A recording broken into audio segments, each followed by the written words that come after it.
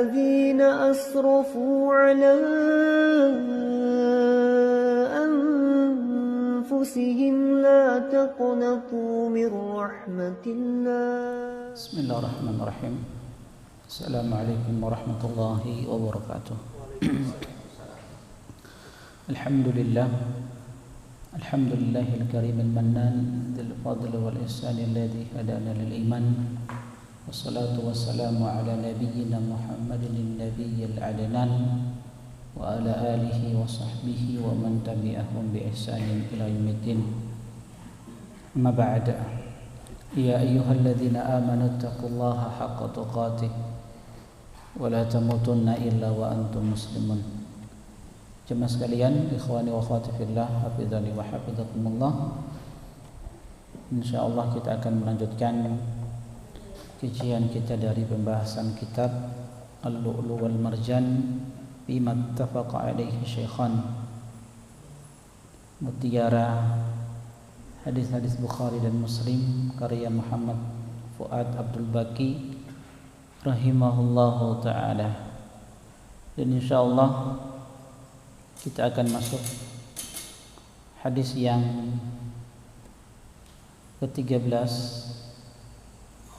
tentang perintah untuk memerangi manusia hingga mereka mengatakan tidak ada sesembahan yang berhak untuk diibadahi kecuali Allah Subhanahu wa ta'ala, dan Muhammad adalah hamba dan utusan Allah Subhanahu wa ta'ala.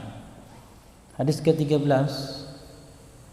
hadis Abi Bakrin wa Umar. Hadis Abu Bakar dan Umar radhiyallahu ta'ala anhuma.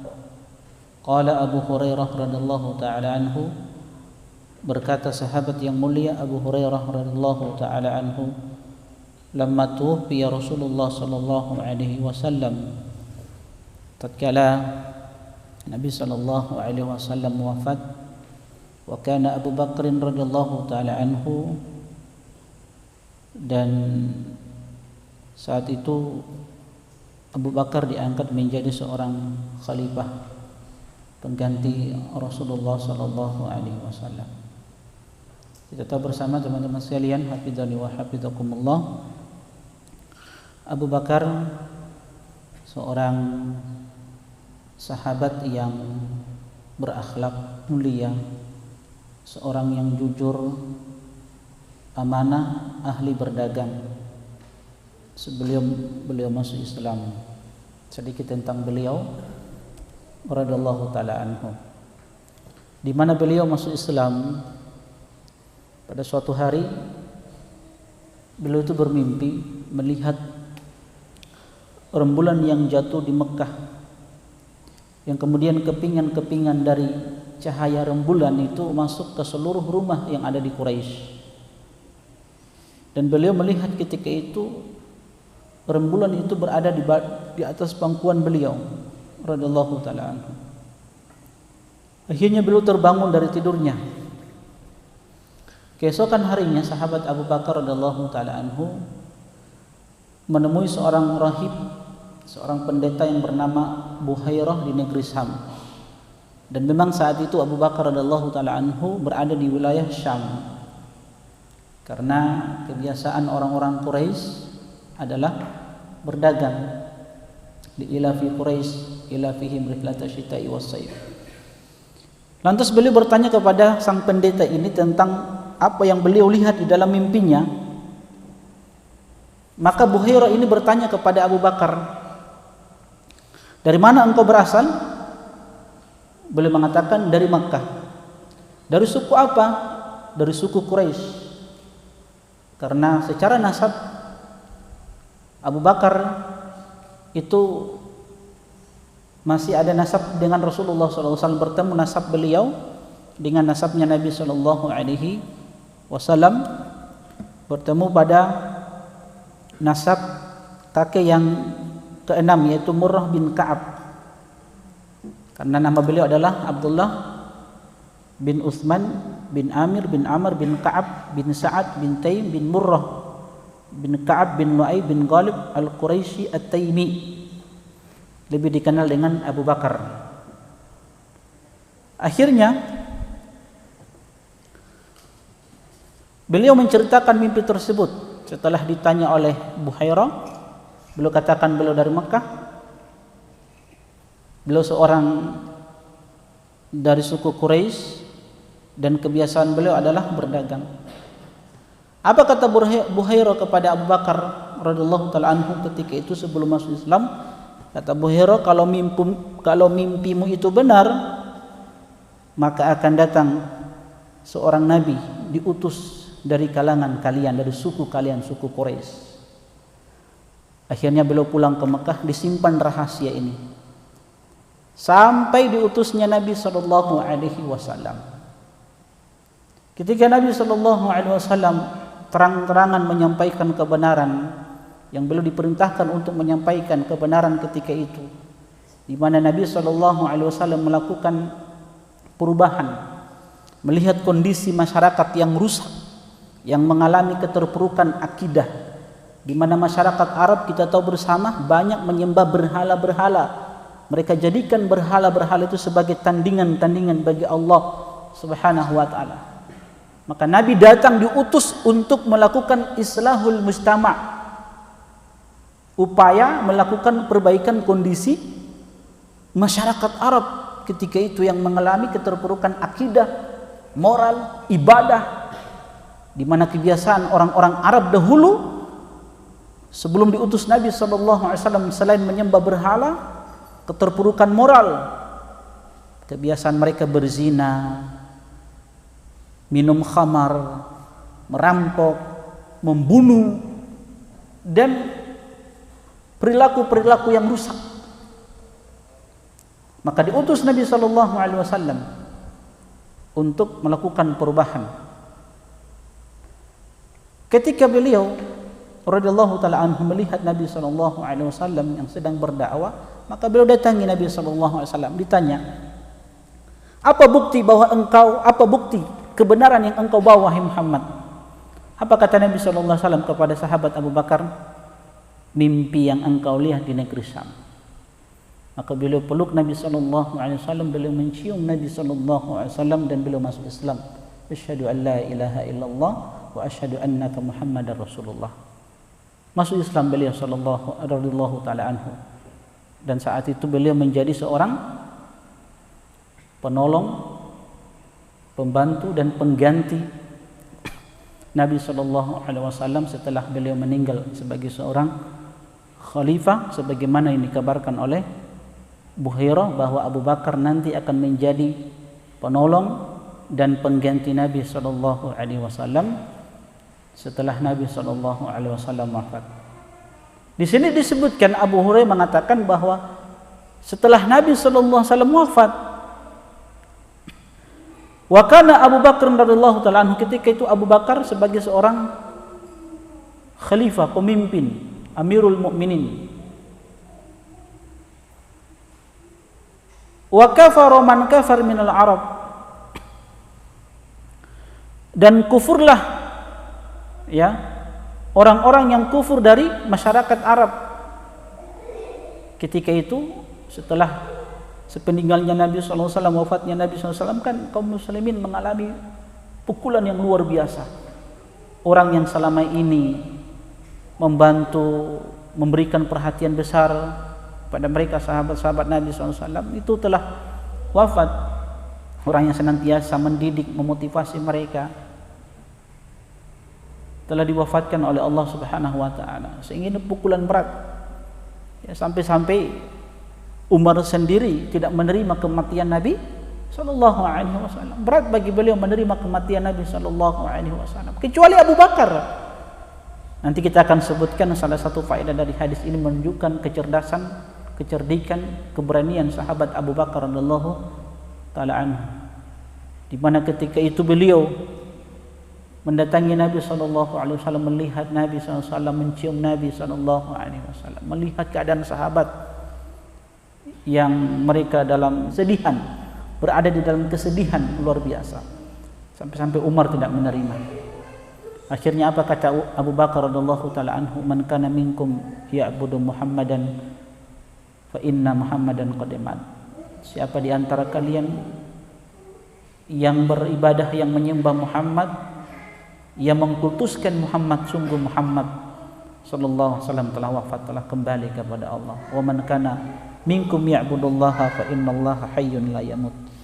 Sebaliknya, siapa yang beribadah kepada Allah, mengagungkan Allah, menjadikan Allah satu-satunya zat tempat dia berharap, meminta, maka sesungguhnya Allah Subhanahu wa taala hayyun la yamut. Allah itu maha hidup dan tidak akan pernah mati. Kemudian beliau membawakan firman Allah, "Wa ma Muhammadun illa rasulun qad khalat min qablihi rusul." Muhammad sallallahu alaihi wasallam itu tidak lain beliau adalah manusia biasa. Sebagaimana rasul-rasul sebelum beliau manusia biasa, makan, minum, Nabi menikah, Nabi capek, manusia biasa beliau sallallahu alaihi wasallam, dan pasti akan mengalami yang namanya kematian. Innaka mayyitun wa innahum mayyitun, kata Allah, wahai Muhammad, engkau akan mengalami yang namanya kematian.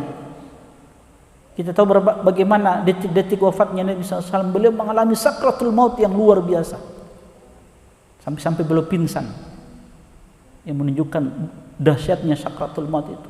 Innaka mayyitun wa innahum mayyitun, sesungguhnya engkau Muhammad sallallahu alaihi wasallam akan merasakan yang namanya sakratul maut, kematian, dan mereka umatmu akan mengalami hal yang sama, akan merasakan yang namanya kematian.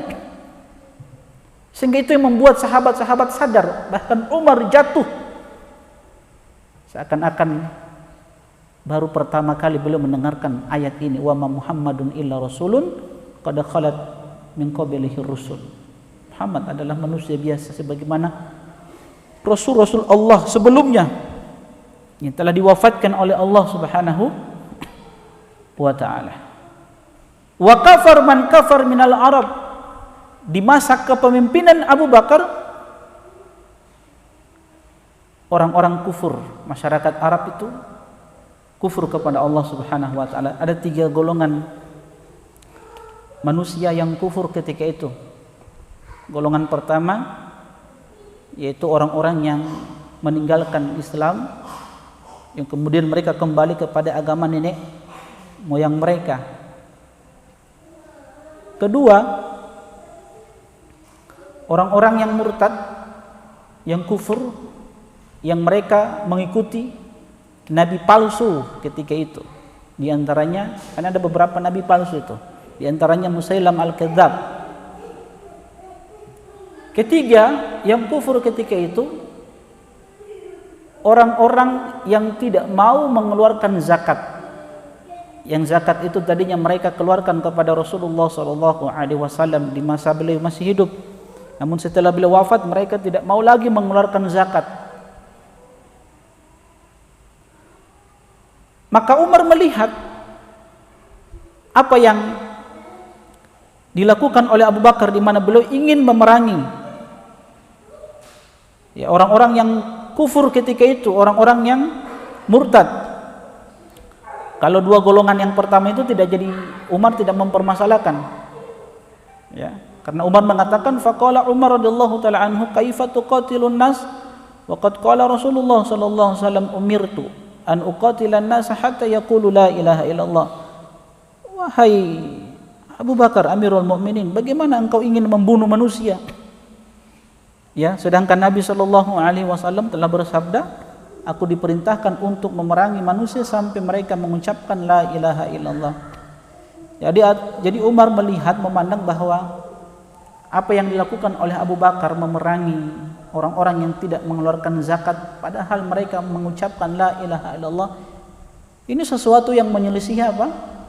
Hadis Nabi sallallahu alaihi wasallam, di mana kata Nabi, faman qalaha faqad asama minni malahu wa nafsahu illa bihaqqihi. Siapa yang mengucapkan kalimat tauhid ini, maka terjaga harta dan jiwanya kecuali dengan haknya.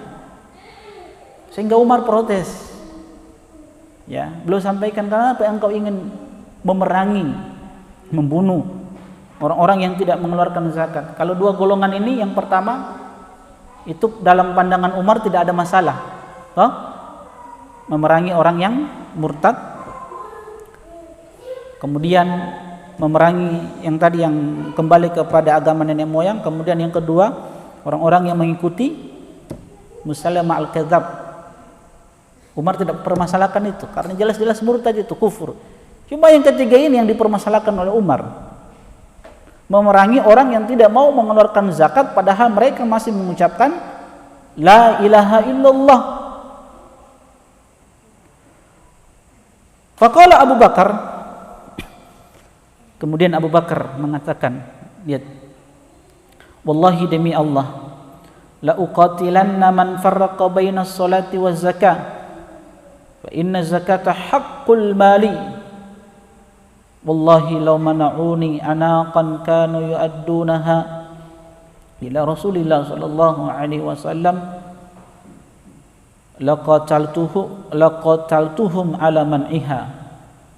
Kata Abu Bakar radhiyallahu taala anhu, sungguh benar-benar aku akan memerangi orang-orang yang membedakan antara salat dan zakat. Karena salat dan zakat ini kan hak Islam.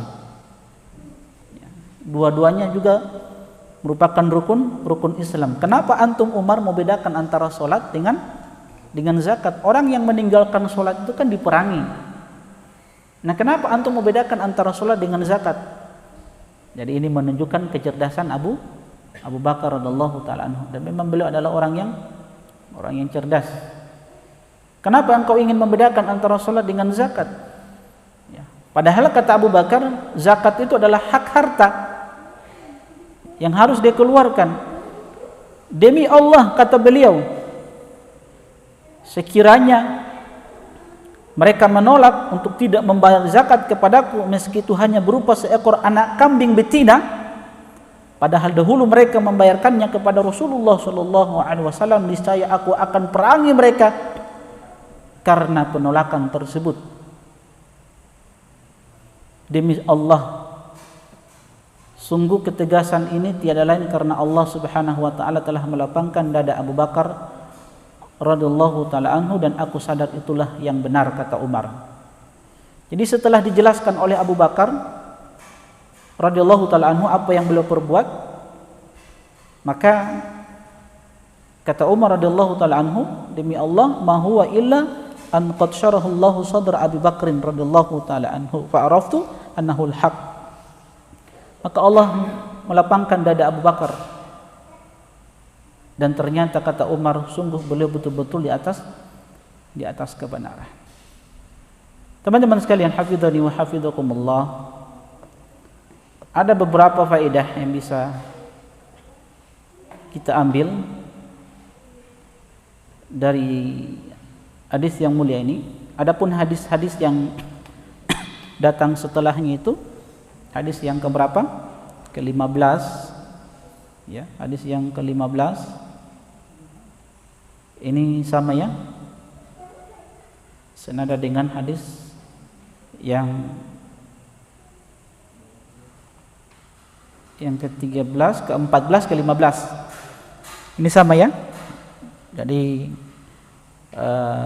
hadis yang ke-14, ke-15 tidak kita jelaskan lagi. Jadi cukup dengan hadis yang ke-13. Apa faedah yang bisa kita petik? Pertama, al-haditsu dalilun ala annahu yajibu ala waliyil amr an yuqatila an-nasa hatta yadkhulul Islam hatta yaqulu la ilaha illallah. Jadi pelajaran yang penting yang bisa kita ambil dari hadis yang mulia ini, bahwa hadis ini menunjukkan atau kewajiban, dalil yang menunjukkan wajibnya waliul amr, pemerintah, memerangi manusia sampai mereka masuk Islam dan sampai mereka mengucapkan la ilaha illallah. Jadi ini kewajiban waliul amr untuk memerangi orang-orang sampai mereka masuk ke dalam Islam, sampai mereka mengucapkan la ilaha illallah. Karena di sini Nabi SAW mengatakan apa? Umirtu an uqatilan nas. Aku diperintahkan untuk memerangi manusia sampai mereka mengucapkan la ilaha illallah. Tapi hadis-hadis seperti ini antum harus pahami dengan hadis-hadis yang lainnya. Jangan sembarang comot satu hadis langsung antum terapkan. Fatal antum, jadi teroris antum ini. Hadis ini dipahami dengan hadis-hadis yang lainnya. Bahwa yang dimaksud dari hadis ini, orang-orang yang diperangi sampai mereka masuk ke dalam Islam mengucapkan la ilaha illallah, mereka adalah kafir harbi. Karena kita tahu bersama kafir itu kan terbagi dua secara umum, harbi dan non harbi. Kafir harbi ini kafir yang memerangi kaum muslimin, yang mereka berupaya dengan segala kemampuan mereka, kekuatan mereka menyerang kaum muslimin. Kita di negeri yang kita cintai ini, Indonesia, hidup aman, tenang kita ini. Tiba-tiba dari negeri lain, Australia atau negara-negara tetangga datang ingin menyerang kita, ingin mengeluarkan kita dari tempat kelahiran kita ini, negeri yang kita cintai ini. Maka wajib bagi kita untuk memerangi mereka di bawah komando pemimpin tertinggi. Siapa? Presiden kita. Ya. Karena jihad sebagaimana yang mungkin Anda pernah sampaikan, ada syarat-syaratnya. Jihad yang benar ya, bukan jihad abal-abal. Jihad yang benar itu minimal ada 2 syarat. Ada syarat-syarat yang lain, tapi 2 syarat ini penting. Pertama, di bawah komando pemerintah, pemimpin yang tertinggi kaum muslimin. Kalau kita di Indonesia, presiden kita. Kedua, yang diperangi itu kafir harbi. Kafir harbi. Nah, sekarang kita sekarang ini hidup dengan negara-negara yang lain, dari negara-negara yang notabene mereka orang-orang kafir, hidup dalam keadaan apa? Terjadi apa? Kesepakatan, kedamaian. Kan begitu? Berarti mereka apa? Kafir apa? Mu'ahad. Non harbi itu kan ada 3. Dhimmi, musta'man, dan mu'ahad. Kafir dhimmi itu apa? Kafir yang hidup di bawah perlindungan kaum muslimin, yang mereka diperintahkan untuk membayar jizyah, upeti. Itu setahun itu 1 dinar. Kalau mereka mampu, dalam setahun itu 1 dinar jizyah, upeti yang mereka berikan kepada pemerintah kaum muslimin sesuai dengan kemampuan mereka. Kafir yang kedua musta'man, kafir yang mendapatkan jaminan keamanan. Walaupun seorang muslim, 1 orang, dia memberikan keamanan kepada seorang kafir, maka wajib bagi seluruh kaum muslimin untuk melindungi kafir tersebut. Itu baru 1 orang. Bagaimana kalau pemerintah yang memberikan perlindungan kepada seorang kafir? Maka lebih wajib untuk kita lindungi darah mereka, terjaga darah mereka. Ada seorang sahabi yang bernama Ummu Hani di dalam peristiwa Fathu Mekah. Ummu Hani ini datang kepada Nabi SAW dan beliau mengatakan kepada Nabi SAW, "Ya Rasulullah, anak pamanmu itu menyangka bahwasannya dia akan membunuh seorang yang bernama Ibnu Hubairah. Sedangkan Ibnu Hubairah ini aku berikan perlindungan kepadanya." Jadi Ummu Hani itu memberikan perlindungan, keamanan kepada seorang kafir yang bernama Ibnu Hubairah ini pada penaklukan kota Mekah. Maka apa kata Nabi SAW? Qad ajarna man ajarti ya Ummu Hani. Sungguh kami telah memberikan perlindungan untuk orang yang engkau berikan perlindungan. Itu dalil yang sangat tegas. Itu 1 orang ya. Kalau misalkan ada satu orang kafir, ya, misalkan terjadi peperangan, kekacauan misalkan. Ada satu orang kafir datang ke negeri kita, kemudian diberikan perlindungan oleh satu orang muslim. Maka muslim-muslim yang lain itu tidak boleh mengganggu kafir tersebut, karena dijaga darahnya. Apalagi kalau pemerintah yang memberikan perlindungan, itu kafir musta'man. Kafir yang ketiga mu'ahad. Kafir mu'ahad ini yang terjadi kesepakatan perjanjian damai dengan negara-negara lain, jadi tidak saling menyerang, ya. Satu negara dengan negara-negara lainnya itu mengadakan kesepakatan perdamaian untuk tidak saling menyerang. Ya. Kalau ada seorang kafir yang datang ke negeri ini, terus antum bunuh dia, berarti antum tidak akan masuk ke dalam surga. Man qatala mu'ahadan lam yarah raihatal jannah.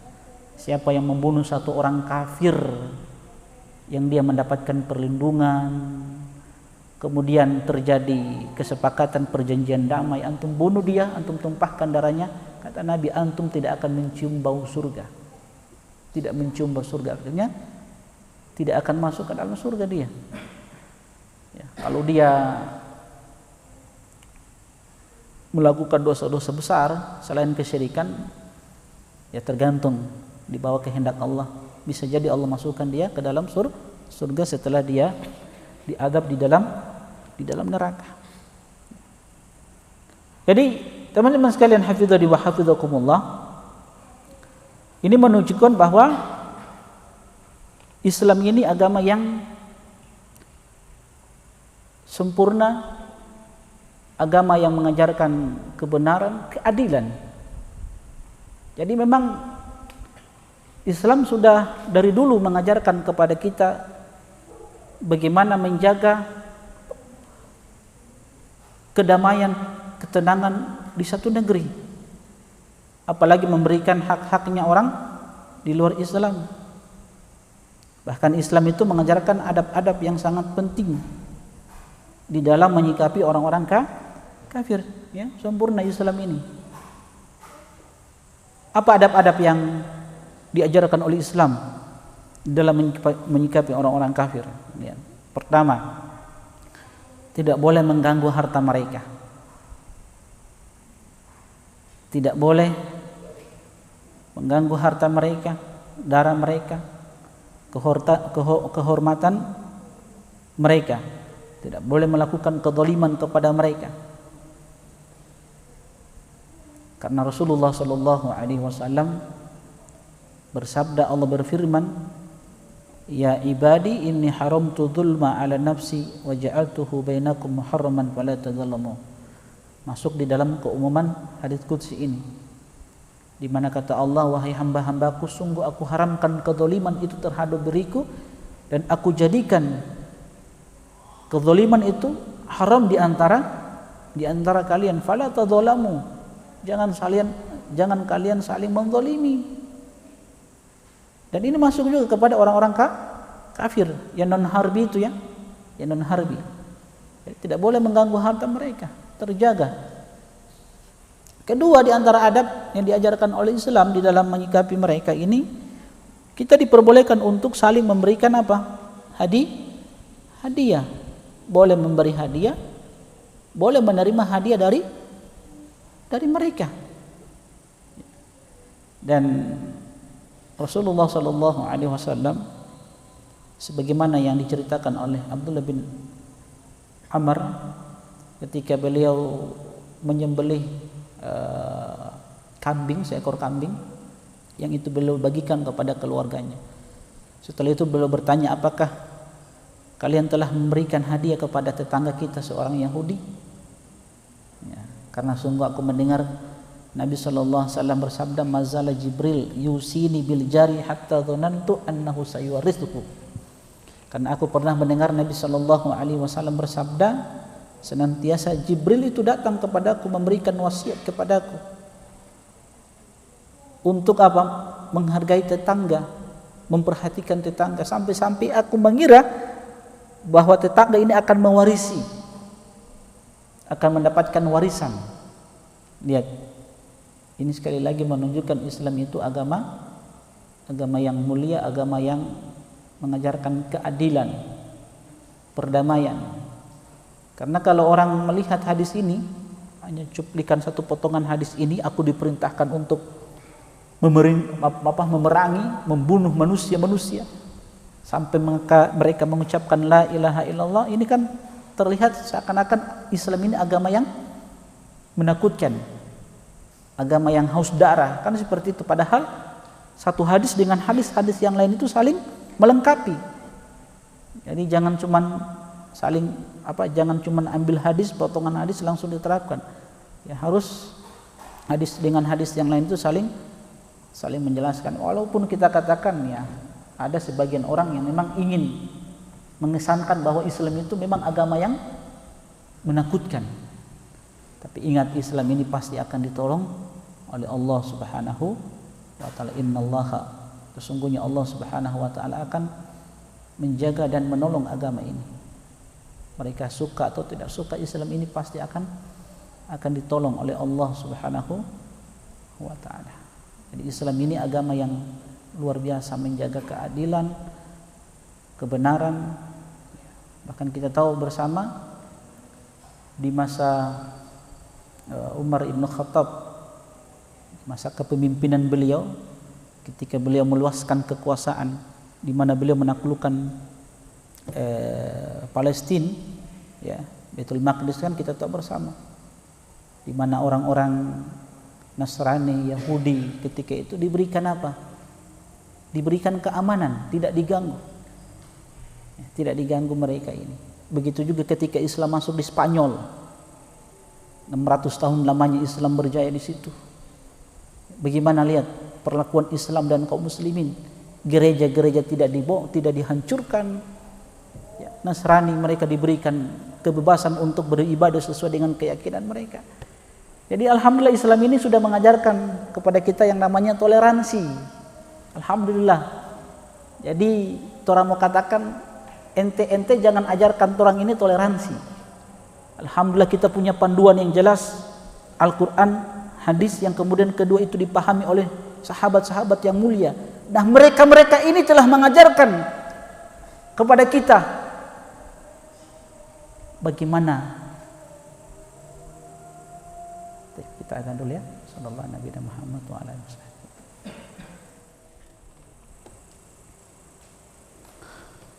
Jemaah sekalian, ikhwani wa akhwati fillah, hafizani wa hafizakumullah.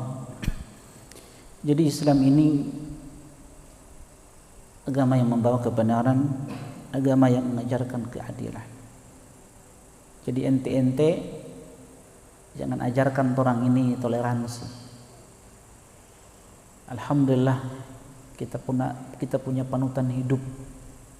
Mereka manusia-manusia terbaik setelah Rasulullah Sallallahu Alaihi Wasallam, semua telah diajarkan kepada kita bagaimana bersikap yang benar dengan orang-orang di luar Islam. Sudah diajarkan. Tidak seperti kalian sok toleransi, tapi toleransi kebablasan.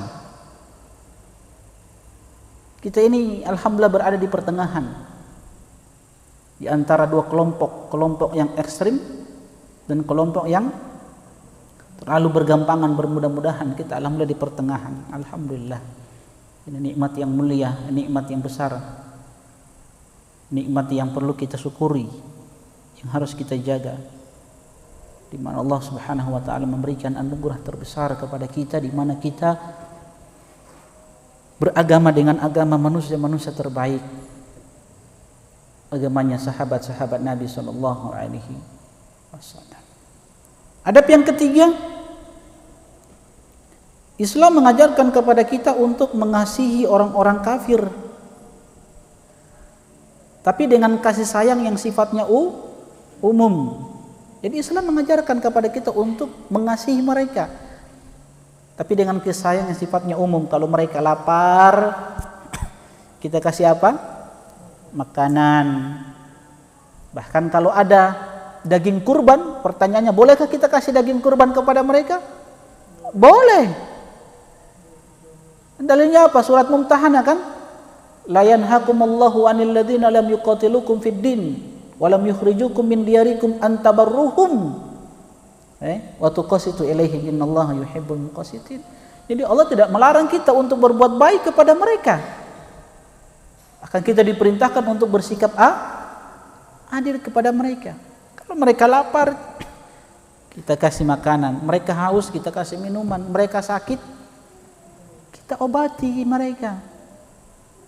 Kalau mereka berada di dalam satu penyakit yang bisa membawa kepada kebinasaan, ya kita selamatkan jiwa mereka. Lihat, alhamdulillah, sekali lagi Islam ini agama yang mulia. Jadi sekali lagi ente mendengarkan ceramah ini, jangan ajarkan orang apa? Toleransi. Jangan sembarang tuduh radikal apa. Kita ini selalu berusaha untuk melakukan apa? Islahul mujtama', perbaikan masyarakat. Yang tujuannya bagaimana negeri ini menjadi negeri yang baldatun thayyibatun wa rabbun ghafur. Kita inginkan keamanan, kita tidak mau kacau-kacau membuat keributan. Makanya kita tanamkan ya sifat-sifat yang mulia ini pada anak-anak muda. Kita tanamkan ilmu-ilmu dasar kepada mereka, anak-anak muda, supaya mereka punya bekal untuk mengkanter pemahaman-pemahaman yang menyimpang, pemahaman-pemahaman yang sesat, pemikiran radikalisme yang berujung pada aksi-aksi tindakan terorisme. Dan itu yang kita praktekkan. Kenapa? Karena Nabi kita SAW membawa misi utama islahul mujtama', memperbaiki kondisi masyarakat yang rusak, baik akidah, moral, ibadah. Karena ini dari satu generasi ke generasi berikutnya, dari generasi Nabi SAW sampai generasi kita sekarang ini terus yang diajarkan, ya, islahul mujtama', melakukan upaya perbaikan apa kondisi masyarakat.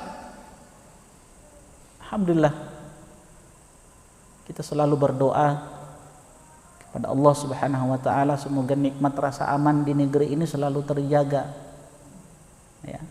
Semoga pemimpin-pemimpin kita diberikan hidayah, diberikan taufik, diberikan kekuatan supaya mereka memberikan kemaslahatan untuk rakyat ini, untuk Islam dan kaum muslimin. Selalu kita jaga ketenangan, kedamaian. Itu yang kita inginkan. Makanya orang tidak mau ribut-ribut. Orang tidak suka demo-demo. Orang tidak suka. Karena demo ini pintu membawa kepada kehancuran, kekacauan. Orang ingin hidup tenang, hidup dengan keluarga, dengan istri, dengan maitua, kan senang. Dengan anak keturunan. Kita inginkan ketenangan, tidak mau kacau-kacau. Seperti itu. Enak toh hidup dengan maitua 1, maitua 2, berdampingan, belajar, datang ke majelis ilmu dengan 01, 02. Masya Allah, luar biasa. Oke teman-teman sekalian, hafidhani wa hafidhakumullah. Faedah yang kedua, al-hadis dalilun ala anna man qala la ilaha illallah hukima lahu bi islamin wa la budda lahu ma'a dzalika syahada anna Muhammadan Rasulullah. Hadis ini sebagai dalil yang menunjukkan kepada kita bagi orang yang mengucapkan la ilaha illallah dengan kalimat itu hukima lahu bi islamin, maka dia dihukumi sebagai seorang muslim. Jadi kalau ada orang yang mengucapkan la ilaha illallah, berarti dia seorang muslim dan muslimah. Tapi wala budda lahum ma'a dzalika, harus ada dengan kalimat ini, kalimat berikutnya. Kalimat apa itu? Persaksian bahwa Muhammad sallallahu alaihi wasallam adalah hamba dan utusan Allah. Jadi kalau ada seorang yang mengatakan aku bersaksi bahwa tidak ada sesembahan yang berhak untuk diibadati kecuali Allah, dan dia mengingkari Muhammad sallallahu alaihi wasallam sebagai hamba dan utusan Allah, berarti dia bukan muslim. Walaupun dia ucapkan la ilaha illallah ini, dia bukan muslim. Harus disertai dengan ucapan bahwa Muhammad adalah hamba dan utusan Allah Subhanahu wa taala yang kita diperintahkan untuk mengikuti beliau sallallahu alaihi wasallam dengan segala konsekuensinya. Kita tidak boleh beribadah kecuali dengan ibadah yang diajarkan oleh Nabi. Kita harus membenarkan apa yang dikabarkan oleh Nabi SAW, sebagaimana sahabat Abu Bakar As-Siddiq. Makanya beliau digelar dengan As-Siddiq. Siddiq itu artinya apa? Jujur, amanah, dan senantiasa membenarkan berita-berita, kabar-kabar yang disampaikan oleh Nabi SAW. Baik itu berita-berita gaib, semua dibenarkan oleh Nabi, semua dibenarkan oleh siapa? Sahabat Abu Bakar radhiyallahu taala anhu. Dan ini gelar beliau ini telah disebutkan di dalam Al-Qur'an, walladzi jaa'a bis-sidqi wa shaddaqa bihi ulaika humul muttaqun. Dan orang yang membawa as-sidq, kebenaran, wa shaddaqa bihi, dan orang yang membenarkan kebenaran tersebut. Siapa yang membawa kebenaran? Nabi. Siapa yang membenarkan kebenaran itu? Wa shaddaqa bihi, para ulama tafsir mengatakan Abu Bakar. Ulaika humul muttaqun, mereka itu orang-orang yang bertakwa kepada Allah Subhanahu wa taala. Jadi konsekuensinya dari pengakuan Muhammad sallallahu alaihi wasallam adalah hamba dan utusan Allah, kita harus benarkan semua yang dikabarkan oleh beliau sallallahu alaihi wasallam. Siap untuk melaksanakan semua yang dibawa oleh Nabi sallallahu alaihi wasallam tanpa kita mempertentangkan apa yang beliau bawa dengan ra'yu kita, dengan akal kita. Walaupun itu bertentangan dengan akal kita, kita harus samina wa ta'na. Siap, itu konsekuensi mengamalkan semua yang dibawa oleh Nabi sallallahu alaihi wasallam, semua yang dibawa oleh Nabi. Samina wa ta'na. Karena kita yakin apa yang dibawa oleh Nabi sallallahu alaihi wasallam pasti membawa kemaslahatan untuk umat beliau sallallahu alaihi wasallam. Buktinya apa? Salah satu bukti, di menjelang kematian itu Nabi SAW kan meninggal di hari apa? Di hari Senin tanggal 12 Rabiul Awal tahun ke-11 Hijriah. Sebelum Nabi wafat itu kan Nabi masih mempersiapkan satu pasukan untuk menyerang Romawi ketika itu. Satu pasukan yang rata-rata pasukan ini dari Muhajirin yang dipimpin oleh Usama bin Zaid. Masuk di antaranya Umar di situ, pasukan ini. Ketika mereka keluar dari Madinah, mereka berhenti di satu tempat. Mereka mendengar kondisi Nabi SAW. Jadi mereka tidak lanjutkan perjalanan mereka. Mereka ingin mendengar kabar Nabi SAW. Ternyata Nabi SAW wafat ketika itu. Usama bin Zaid sebagai panglima perang ketika itu pulang ke Madinah. Umar bin Khattab pulang ke Madinah. Tapi sebagian besar pasukan masih berada di tempat tersebut. Ketika Umar dinobatkan sebagai khalifah ketika itu, akhirnya mereka mengatakan kepada Abu Bakar untuk tidak meneruskan pasukan ini, tapi Abu Bakar kata tidak. Aku akan tetap teruskan pasukan yang telah dibuat oleh Nabi sallallahu alaihi wasallam, yang diutus oleh Nabi sallallahu alaihi wasallam. Karena khawatiran mereka, Usama bin Zaid dan sahabat-sahabat yang lain, nanti kalau pasukan ini keluar melanjutkan misi mereka, nanti Medina akan diserang. Karena ketika itu banyak yang sudah mulai murtad. Ya. Akhirnya Abu Bakar tetap dengan keberanian beliau, pokoknya berangkat pasukan ini. Ternyata hikmahnya pasukan ini berangkat, orang-orang yang ingin murtad ketika itu, bahkan ada yang murtad kembali kepada Islam. Karena apa? Melihat ternyata Islam itu kuat. Jadi sepeninggal Nabi itu ternyata Islam itu masih kuat. Buktinya apa? Ada pasukan yang besar yang ingin menyerang apa? Romawi, dan bahkan menaklukkan Romawi. Romawi dan Persia, dua negara adidaya kuat ketika itu. Hikmahnya apa? Akhirnya mereka tidak jadi apa? Murtad. Sebagiannya ya tidak jadi menyerang Islam. Jadi Abu Bakar katakan apapun yang terjadi,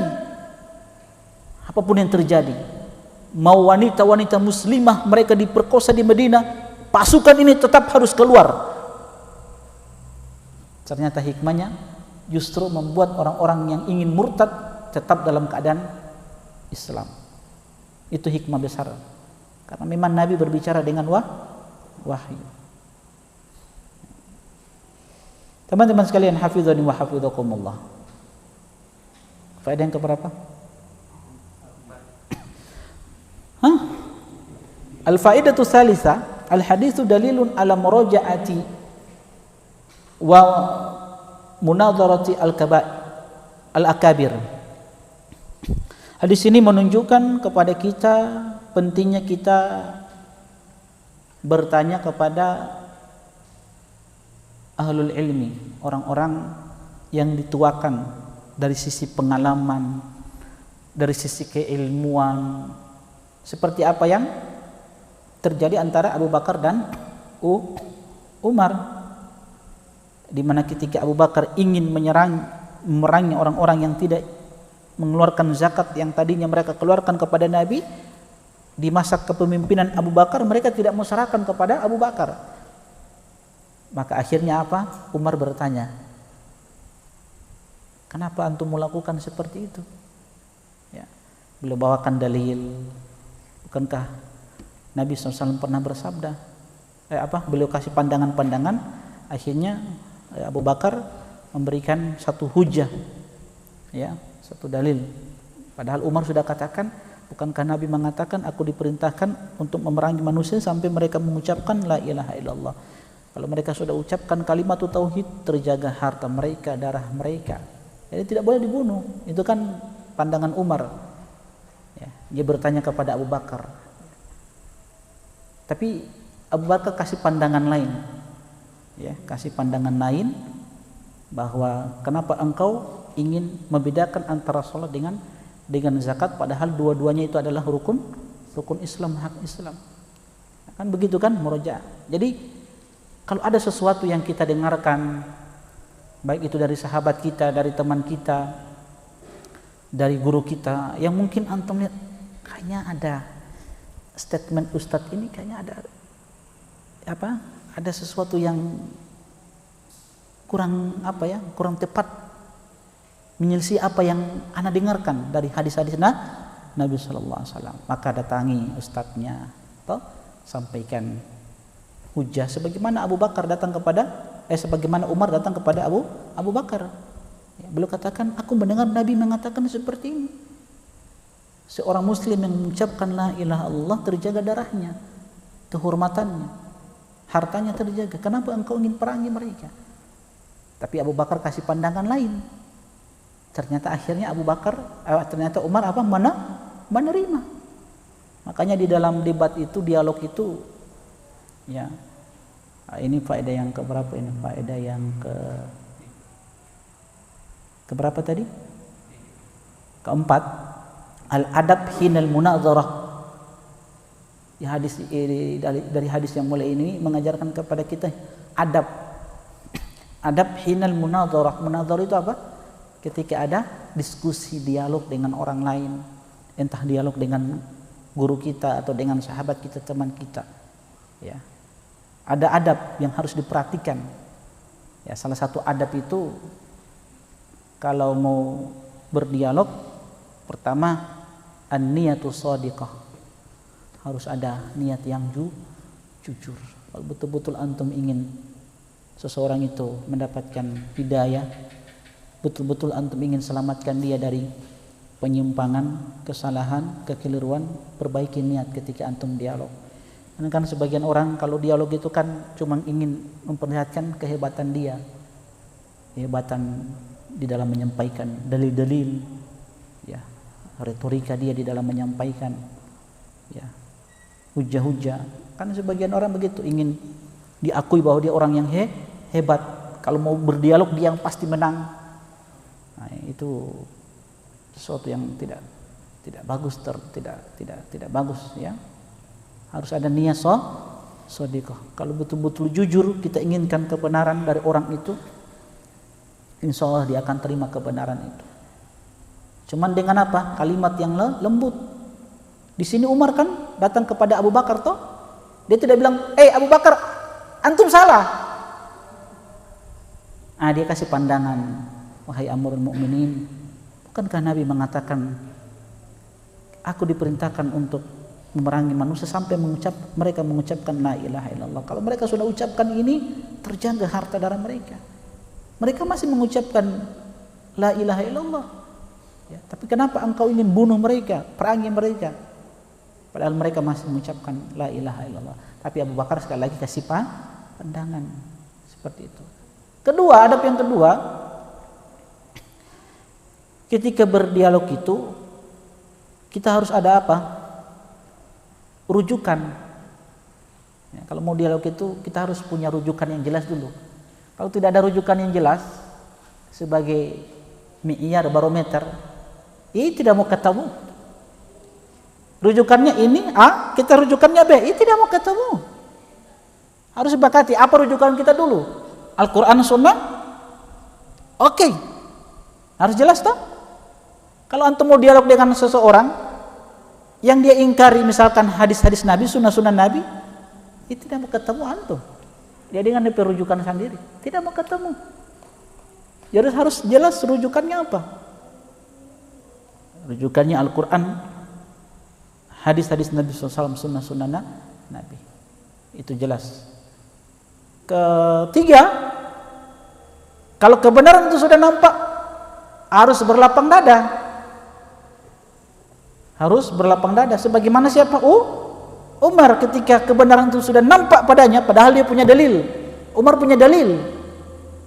Dalil jelas. Tapi pandangan Abu Bakar juga kuat. Hujah beliau kuat. Akhirnya beliau melihat kebenaran ada pada Abu Bakar. Dia terima kebenaran itu. Sebagian orang sudah nampak kebenaran tapi dia cari-cari apa?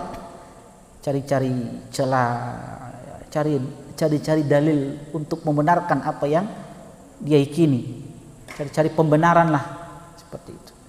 Dan ini yang paling dibenci oleh Allah Subhanahu wa taala. Allah itu paling benci dengan seseorang yang sudah jelas-jelas nampak kebenaran tapi dia cari-cari pembenaran. Lihat Nabi, siapa? Abu Bakar dan Umar. Keduanya mengajarkan kepada kita adab yang mulia di dalam berdialog. Kalau sudah nampak kebenaran, terima kebenaran tersebut. Walaupun kita katakan untuk menerima kebenaran itu memang berat. Ini memang butuh hidayah. Makanya jangan lupa adab yang berikutnya itu, kalau antum mau berdialog jangan lupa banyak berdoa kepada Allah. Berikan doa untuknya, semoga Allah berikan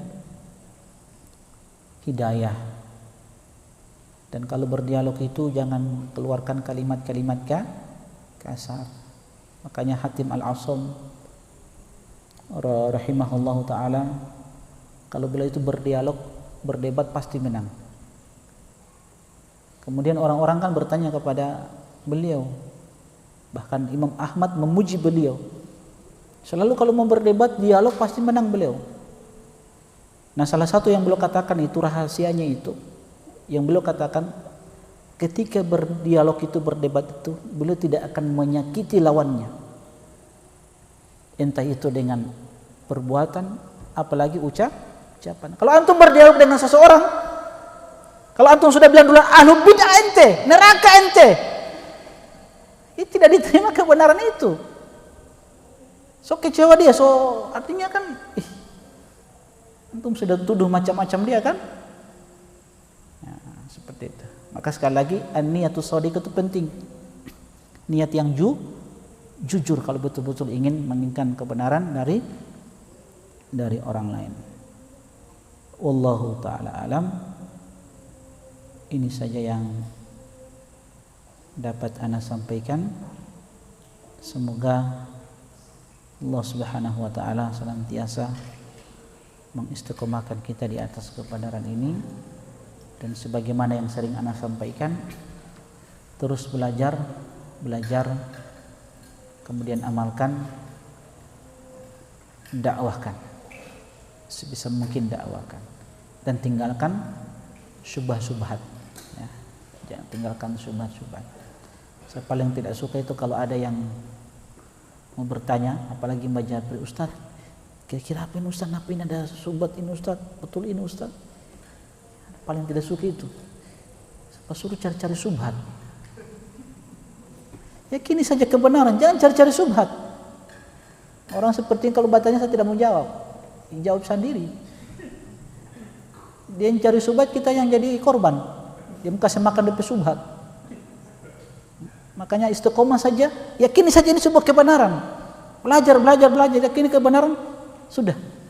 Kalau kita amalkan ini, kita dakwakan, kita baik dengan orang, insyaallah mati masuk surga. Subhanakallahumma bihamdik, asyhadu an la ilaha illa anta, astaghfiruka wa atubu ilaik. Assalamualaikum warahmatullahi wabarakatuh. قل يا عبادي الذين أسرفوا على أنفسهم لا تقنطوا من رحمة الله